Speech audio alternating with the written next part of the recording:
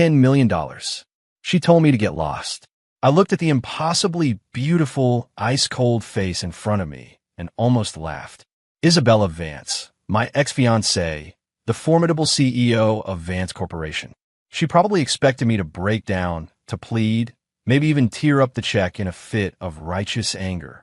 What she didn't know, what she couldn't possibly know, was that after 3 long years trapped in this story, I had been waiting for this day for a very, very long time.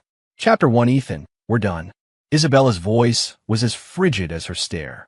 She slid a cashier's check across the vast mahogany desk, her slender fingers a pale white against the dark wood.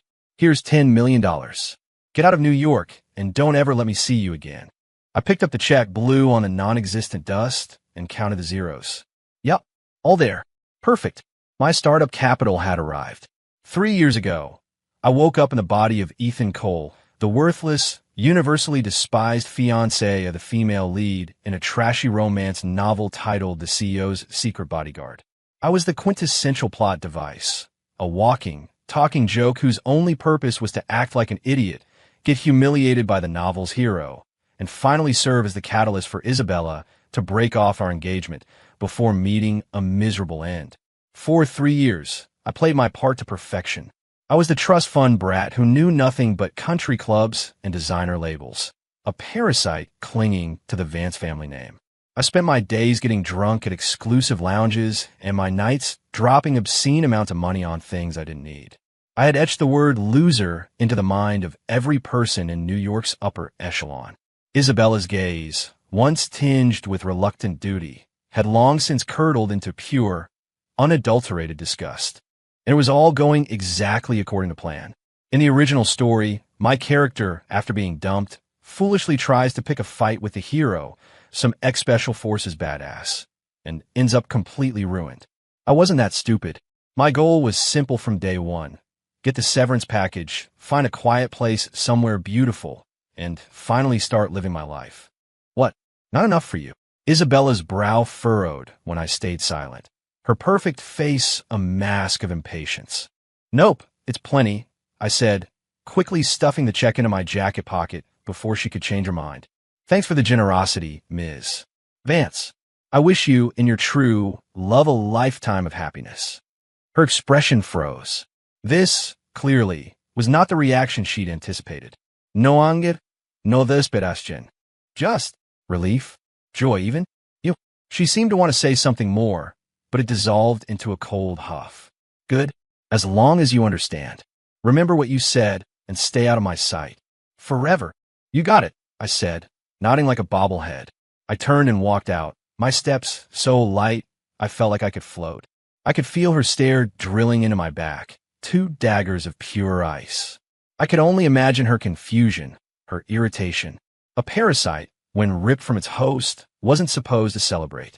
For a control freak like her, my cheerful departure was probably more insulting than if I'd cursed her out.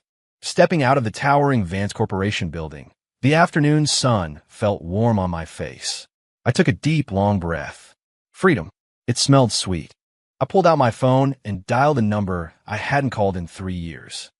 Arthur. Mr. Cole. The voice on the other end trembled with excitement. You finally called.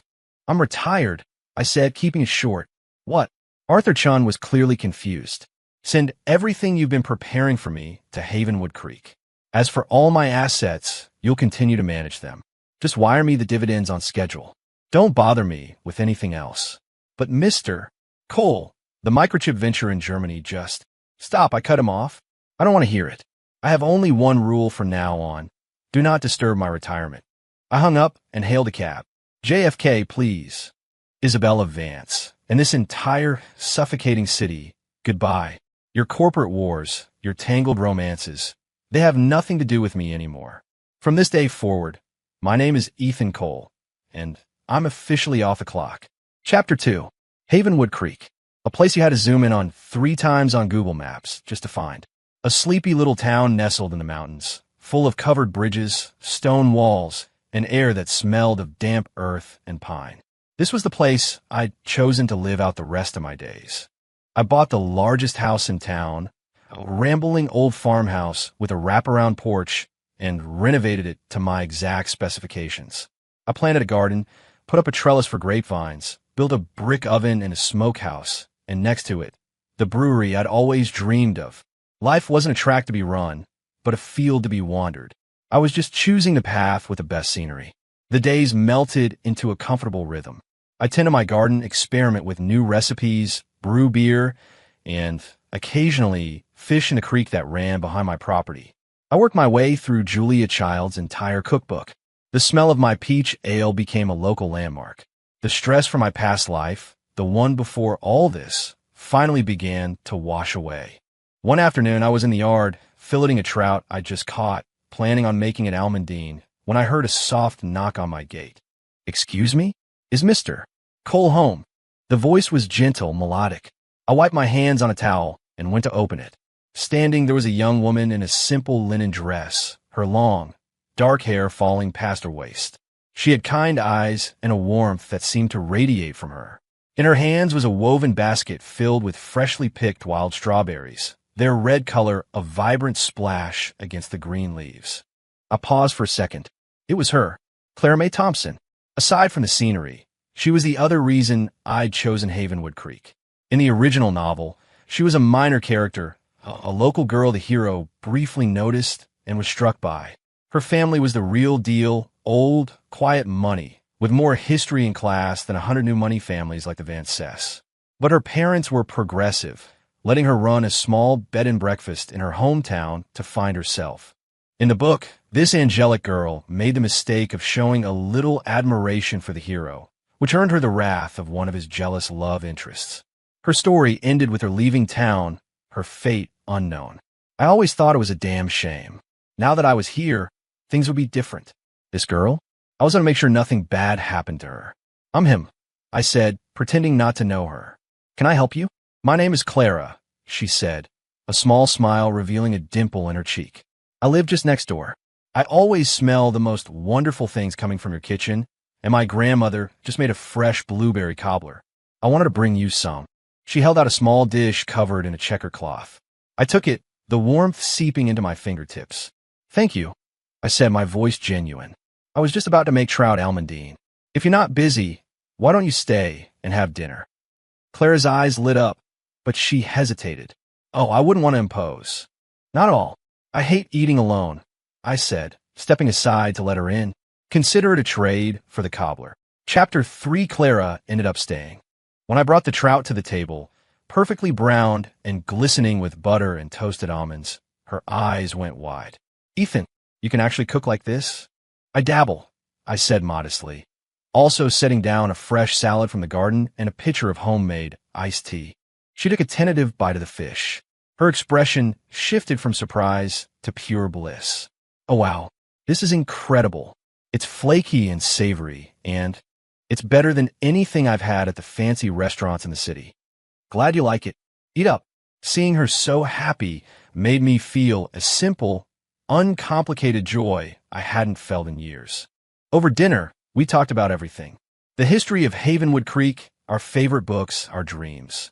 I learned that Clara wasn't just beautiful. She was brilliant, with a deep love for art and history. More than that, she had a calming presence. Being with her felt like slowing down, like the world outside this little bubble of peace didn't matter. "So, Ethan, why did you decide to move here?" she asked after a while, her cheeks slightly flushed from the warm evening air. "You don't seem like you're from around here." "I was tired," I said, sipping my tea. It was the truth, just not the whole truth. Tired of running on a hamster wheel for other people. I decided it was time to live for myself.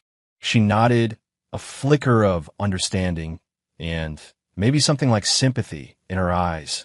In the weeks that followed, Clara became a regular visitor. She'd bring over fresh eggs from her chickens, and I'd have a new dish ready for her to try. She taught me how to identify wildflowers, and I showed her how to use the herbs from my garden. Sometimes she'd just sit on the porch swing and read while I worked in my brewery. We could spend a whole afternoon in comfortable silence. One day, she watched me splitting firewood in the yard, my shirt off, sweat tracing lines down my stomach. I caught her staring, a deep blush coloring her cheeks.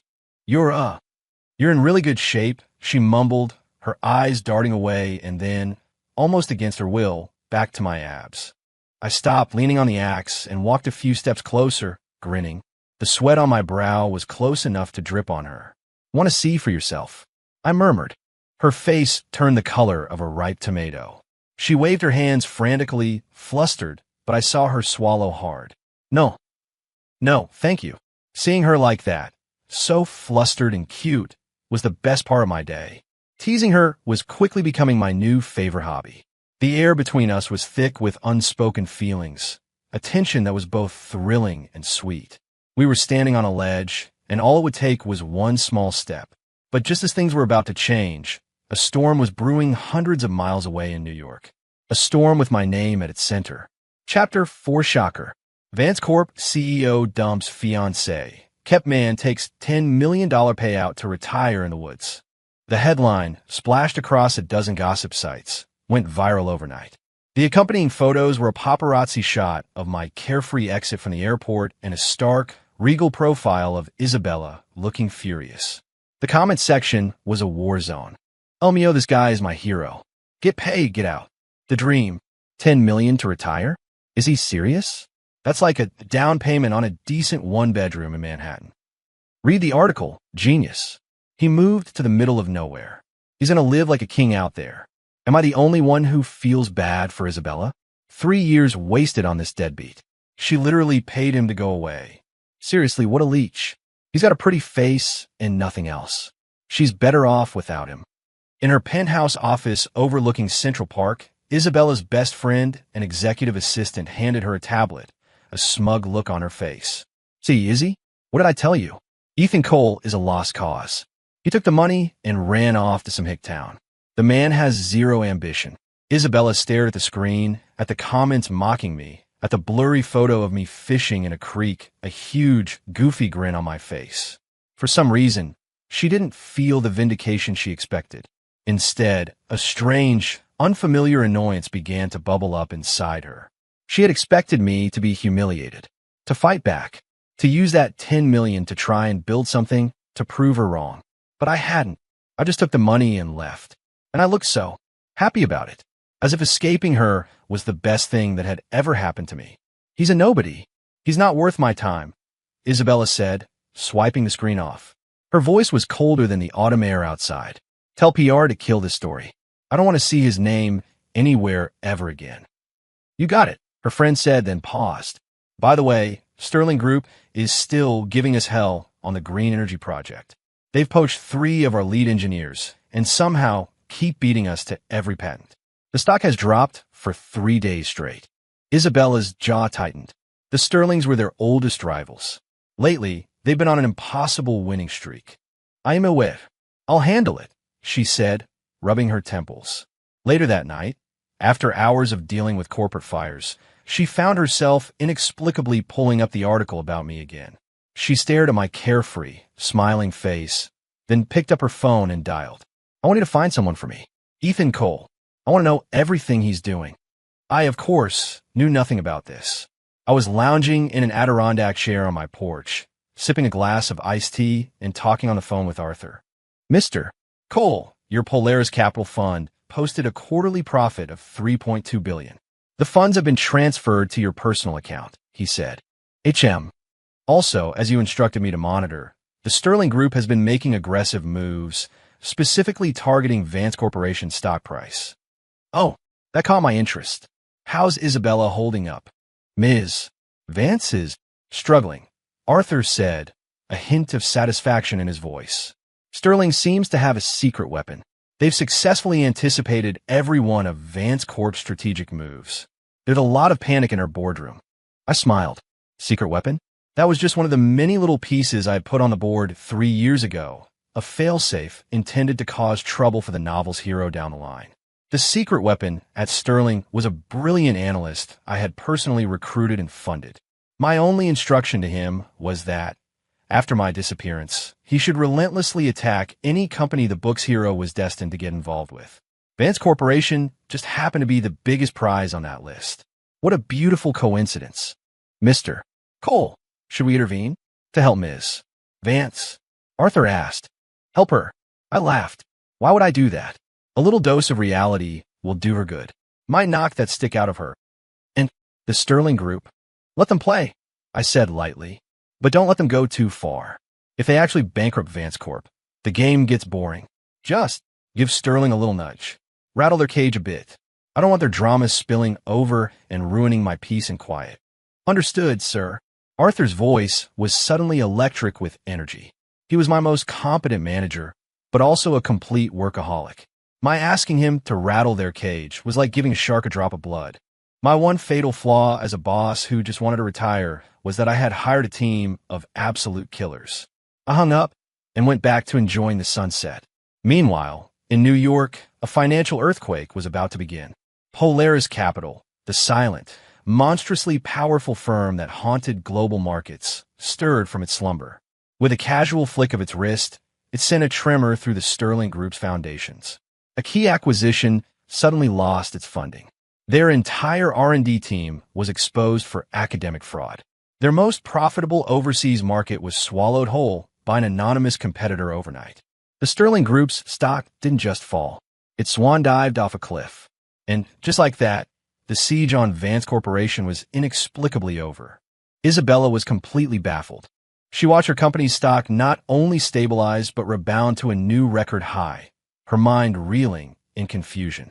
Her team had been preparing for a corporate war, and then the enemy had just imploded. What happened? Can anyone tell me what the hell just happened? She demanded in an emergency board meeting, her voice tight. Her executives just stared at each other, dumbfounded. Ms. Vance, it seems Polaris Capital made a move. One of them finally stammered. Polaris? Isabella froze. The legendary, untouchable investment firm? The one that never missed? Why would they help her? Vance Corp had no connection to them whatsoever. Find out why, she commanded. I want to know everything. But no matter who she called, she came up empty. Polaris Capital was a ghost. No one knew who ran it. No one knew its motives. The bizarre victory felt less like a rescue and more like a warning, a sign that some invisible hand was moving pieces on a board she couldn't even see. Miles away, I was dealing with a crisis of my own. Ethan misses. Gable down the road is sick, Clara said, her face clouded with worry. Her son is working overseas and can't get back. She said the one thing she's craving is the lobster thermidor from the Gilded Sparrow in the city. But the Gilded Sparrow, New York's most famous 3-Michelin-star restaurant. Their signature dishes had a wait list that was months long. No problem, I said, patting her hand. I pulled out my phone and dialed the restaurant's owner directly. Leo, it's Ethan. Ethan, my friend, where have you been hiding? It's been too long. You must come by the restaurant, critique the new menu. The voice on the other end was overwhelmingly enthusiastic. Cut the crap, Leo. I need your best lobster thermidor, and I need it delivered by helicopter to Havenwood Creek. I'm texting you the address now. Fast. Consider it done. It will be there in 2 hours, guaranteed. When I hung up, Clara was staring at me as if I'd just performed a magic trick. You could just call the Gilded Sparrow and have them send a helicopter? The owner and I go way back, I said with a shrug. An hour and a half later, the distinct thump-thump-thump of rotor blades echoed through the valley. A sleek black helicopter appeared over the trees and hovered above my backyard. A man in a chef's uniform rappelled down on a rope, carrying an insulated silver case, which he presented to me with a bow. The entire town had come out to watch. Is that a helicopter? It's landing at Ethan's place. Who is this guy? Claire's jaw was on the floor. She was utterly speechless. I took the case, then gently took her hand, which was still cool to the touch. Come on, I said softly. Let's not keep Mrs. Gable waiting. I'd only meant to solve a small problem for a sweet old lady. I hadn't meant to blow my cover quite so spectacularly. Mrs. Gable cried tears of joy when she tasted the warm, rich lobster. And Clara, watching me, had a new kind of light in her eyes. It was more than affection now. It was awe. My reputation as the mysterious benefactor of Havenwood Creek was sealed. The townspeople treated me with a new level of warmth, constantly leaving fresh vegetables and baked goods on my porch. I didn't mind. What I cared about was the change in Clara. She started doing little things for me. She'd quietly tend to the rare orchids I was trying to grow. When I was deep in a cooking project, she'd appear by my side, silently washing dishes and prepping ingredients. I once caught her secretly measuring one of my shirts, and a week later, she presented me with a perfectly tailored linen shirt she had sewn herself. It was more comfortable than anything I'd ever bought. One evening, a few drunk guys from out of town started causing trouble at her B&B, harassing the guests and making crude comments to her. I happened to be walking over to see her and saw one of them grab her arm. A cold anger I hadn't felt in years washed over me. "Let her go," I said. My voice was quiet, but it cut through the noise. The leader, a guy with bleached hair and a cheap tattoo, turned to me and sneered. "Look what we got here. Prince Charming. You have any idea who I am, pretty boy?" I didn't waste time with words. I walked forward and clamped my hand around his wrist. There was a sharp, clean snap. He screamed, a high-pitched, pathetic sound, as his hand bent back at an unnatural angle. His friends froze, their drunken bravado vanishing in an instant. They hadn't expected the quiet guy from the farmhouse to be so fast, so brutal. I let him go, and he crumpled to the floor, cradling his broken wrist. I crouched down and patted his cheek. "Now, do you know who I am?" "I know. I'm sorry. It won't happen again," he sobbed. "Get out." They practically fell over each other, scrambling to get him out the door. The whole thing was over in less than a minute. I turned back to Clara. Her eyes were wide and red-rimmed.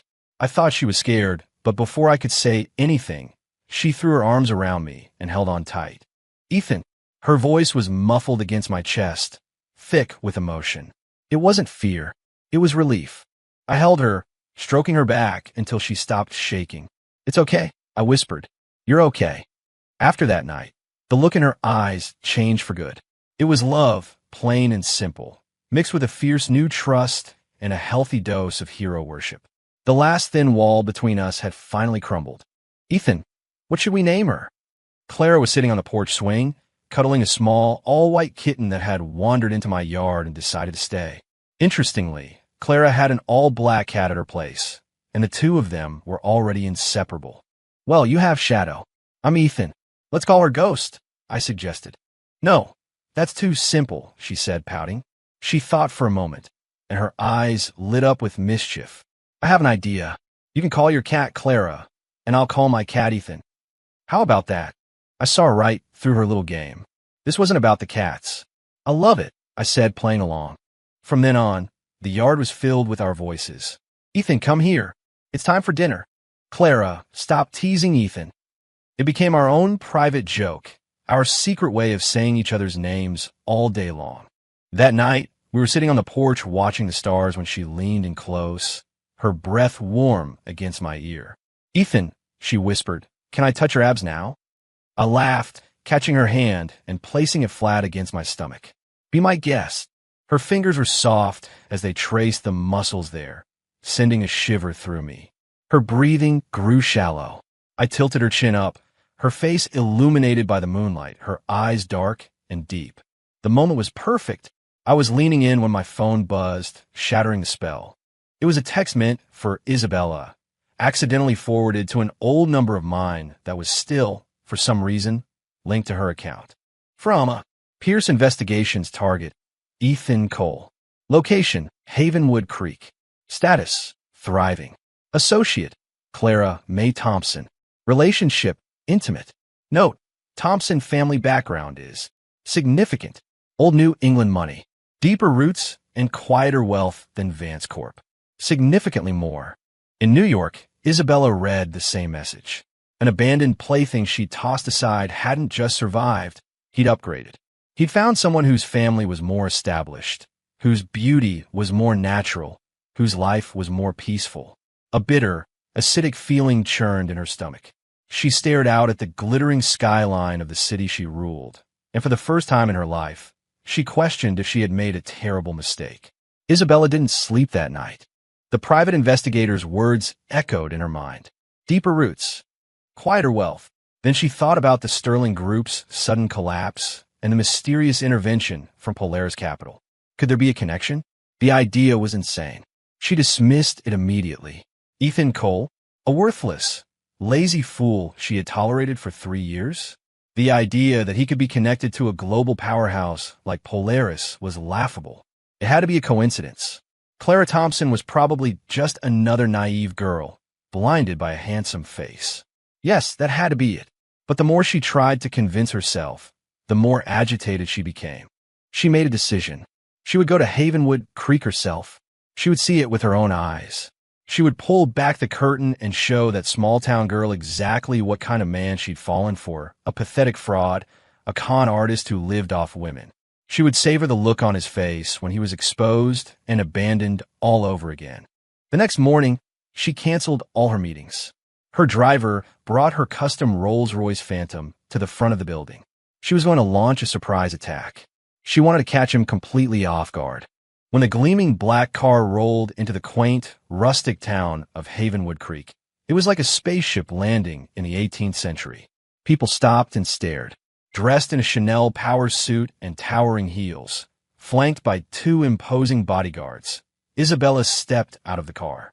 She put on her sunglasses, a queen descending into the realm of peasants. She followed the address to my farmhouse. The gate was slightly ajar. From inside, she could hear the sound of laughter and the delicious smell of food cooking on a grill. She frowned and pushed the gate open, and then she saw it, a scene that would be burned in her memory forever. Under the grapevine trellis, the rustic wooden table was laden with food. I was wearing the simple linen shirt Clara had made for me, holding a piece of perfectly glazed barbecue rib. I blew on it gently before holding out to Clara's lips. "Open up." She grinned, her eyes crinkling at the corners, and took a bite, a blissful smile spreading across her face. The dappled sunlight filtered through the leaves, painting the scene in strokes of gold.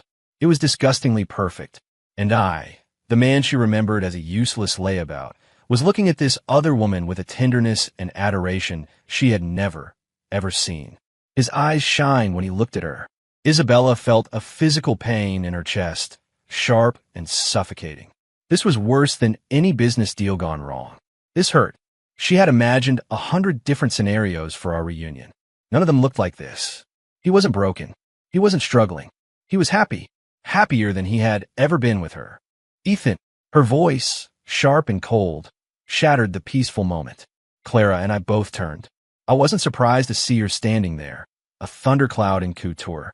Clara, however, just looked confused by the intimidating stranger at our gate. Well, if it isn't Ms. Vance," I drawled, leaning back in my chair with a lazy smile.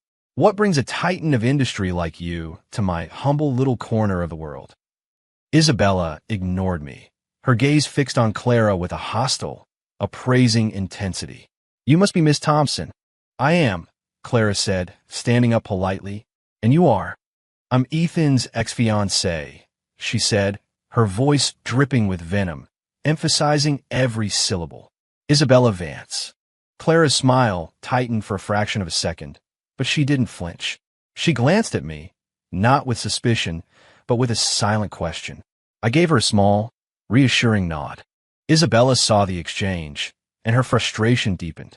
Why wasn't this girl shocked? Why wasn't she angry? "Miss Thompson, I came here as a courtesy. To warn you," Isabella said, her tone dripping with condescending pity. "You don't know the man you're with. He's a professional leech, a con man who preys on women. I had to pay him $10 million just to get him out of my life. I'd hate to see you get hurt by his lies." She expected outrage, tears, an accusation. Instead, Clara listened patiently, then offered a serene smile. "Thank you for your concern, Miss Vance." She then walked over to me, took my arm, and squeezed it, a gesture of unwavering solidarity. "But I trust my own judgment, and I trust him." She looked directly at Isabella, a gentle voice now laced with steel. "Besides, $10 million? If he asked me for $100 million, I'd get it to him tomorrow." The color drained from Isabella's face. The one weapon she thought she had, her wealth, her power, had just been rendered utterly insignificant.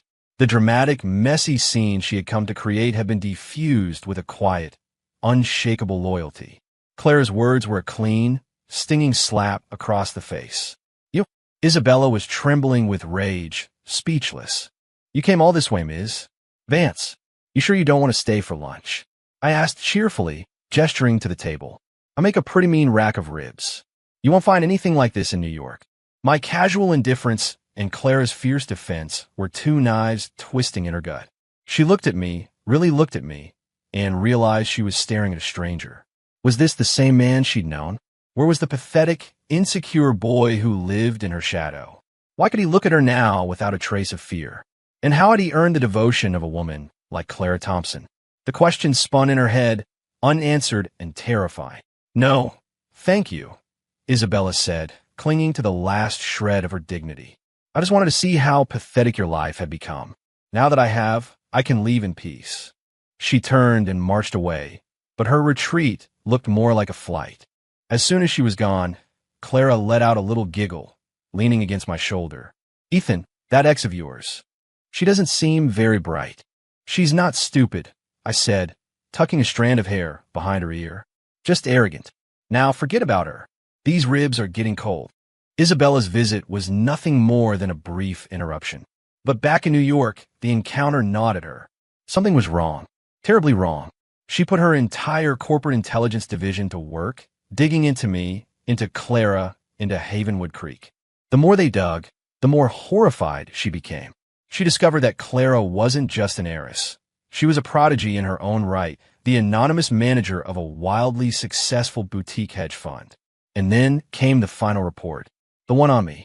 For 3 years, her worthless fiancé had done nothing but spend her money, except for one small transaction, one single wire transfer.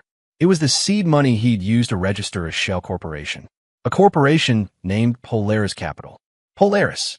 When Isabella read that name, she felt the blood freeze in her veins. "No, it's not possible. It's absolutely impossible." Isabella swept everything off her desk in a single, violent motion. She was shaking, not with anger, but with a deep, primal fear. Ethan Cole was the founder of Polaris Capital. The man she had mocked and discarded like trash was the shadowy figure who could make or break global economies with a single phone call. The miracle that had saved her company wasn't a coincidence. It was a casual act of pity from the man she'd exiled. He wasn't a loser. He was just playing a game. A 3-year-long game where the punchline was her own staggering arrogance. All her scorn, all her condescension, all her disgust. It was all a joke. And she was the punchline. She, Isabella Vance, was the biggest fool in New York City. As she stood there, hyperventilating, her private line rang. She answered it numbly. "Ms. Vance? This is Arthur Chun. I'm Mr. Cole's executive assistant." The voice was polite, professional, and utterly devoid of warmth. "Mr. Cole." "Yes, Mr. Cole asked me to inform you that the game is over. He is no longer interested in you or in Vance Corporation. He respectfully asks that you refrain from disturbing him and his wife in the future." "His wife?" The word caught in her throat. "Yes, Miss Clara Thompson will soon be Mrs. Cole," Arthur said, a hint of genuine warmth finally entering his voice. "Oh, and one more thing. Mr. Cole said that, for old time's sake, he wanted to send you a parting gift." "A gift?" He suggested you take a look at the Sterling Group's stock ticker. With trembling hands, Isabella pulled up the market data on her computer. The ticker symbol for Sterling Group was grayed out. Next to it was a single word: delisted. The corporate empire that had nearly brought her to her knees had been erased from existence in a matter of hours. Wiped out, and it was all done as a casual parting gift. The sheer scale of that power was inconceivable. Isabella collapsed into her chair, the strength gone from her legs. She finally understood what she had lost. She hadn't just pushed away a man. She had thrown away a god. Back in Havenwood Creek, I got the call from Arthur. "Mr. Cole, it's done. And from what I hear, Ms. Vance is taking it rather hard." "Good to know," I said, completely unconcerned. Isabella was a character in a book I was no longer a part of. Tying up that loose end meant I could finally, truly, relax into the life I'd built with Clara. "Sir, about your wedding to Mrs. Cole," Arthur began, already shifting into hyper-efficient mode. "I've tentatively booked a private island in the Maldives. The world's top 10 event planners are on standby." "Arthur, stop," I said, pinching the bridge of my nose. "I'll handle my own wedding. Don't you have a Fortune 500 company to acquire or something?" I hung up just as Clara came out onto the porch with 2 bowls of homemade peach ice cream. "Who was that?" "Telemarketer. I lied smoothly, taking a bowl. It was perfect. Ethan, she said, suddenly serious as she sat down beside me. Are you hiding things from me? I kept my expression neutral. Like what?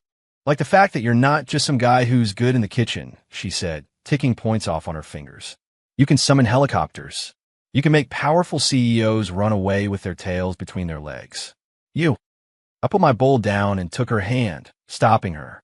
Clara, the only thing you need to know is that whoever I am, whatever I've done, my feelings for you are the most real thing in my life. She looked into my eyes for a long moment. Then her shoulders relaxed, and she smiled. Okay, I believe you, she said softly. And I have a secret, too. Oh, now I was intrigued. I'm not just a small-town B&B owner, she confessed, a shy look on her face. I run a small hedge fund on the side. Last year it accidentally. Well, it cleared a little over $1 billion. I looked at her adorable whoops I made $1 billion expression. I burst out laughing. Of course she did. So, Miss Moneybags, I whispered, leaning in close. Are you still interested in keeping a trophy husband around? Her face flushed a brilliant shade of crimson. She playfully punched my chest. Shut up. I'll keep you forever. Our wedding wasn't on a private island. It was right there in my backyard in Havenwood Creek. It was simple, perfect, and ours. There were no celebrities or reporters, just the good people of our little town and our closest family. Clara's parents adored me, especially after they discovered my cooking skills were on par with any Michelin star chef, and my homemade beer was better than anything they could import. On our wedding day, Clara wore a simple white dress that I had designed for her, embroidered with tiny seed pearls. She looked ethereal. We exchanged vows under the grapevine trellis, surrounded by the people who had become our family. From now on, I promised her, my voice thick with emotion, my world is you. Tears welled in her eyes as she smiled back at me. And my world is you. That same day, in a sterile Manhattan penthouse, Isabella Vance sat alone in the dark, scrolling through blurry photos of our wedding that had been posted on a local town's social media page. She saw the two of us, holding each other, our faces lit up with a joy so pure it was almost painful to look at. She stared at the images until her phone screen went dark, reflecting her own pale, haunted face. A single, silent tear traced a path down her cheek. She hadn't just lost. She had been annihilated. Married life was even better than I could have imagined. It was slow, sweet, and filled with simple pleasures. I cooked, I brewed, I fished, and I loved my wife.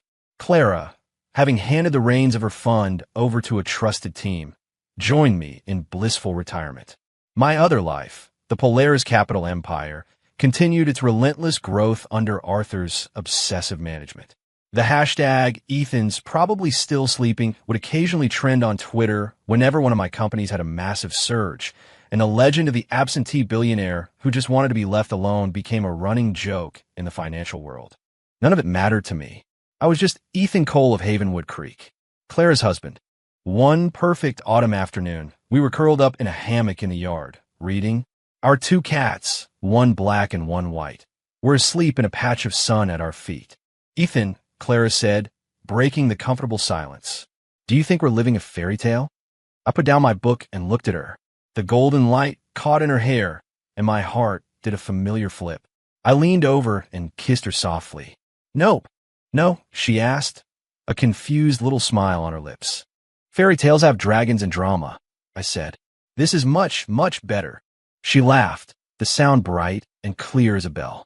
I pulled her closer, breathing in the scent of her hair and the sweet smell of the late-blooming roses in our garden.